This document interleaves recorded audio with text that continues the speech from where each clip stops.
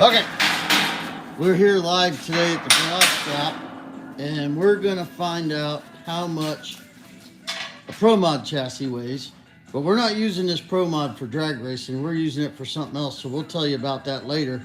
So meanwhile, we got Derek here. We got the scale.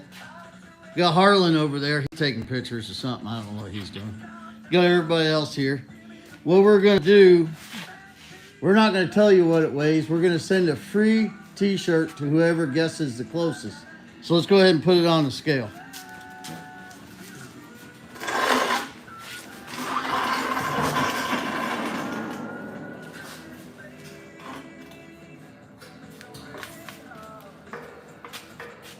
All right, so there it is. We see what it weighs.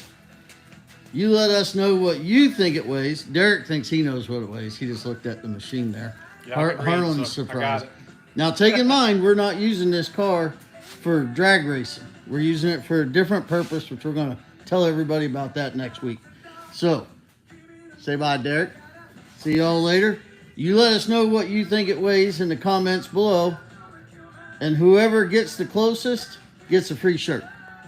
So, all you guys have a good day. We'll talk to you later.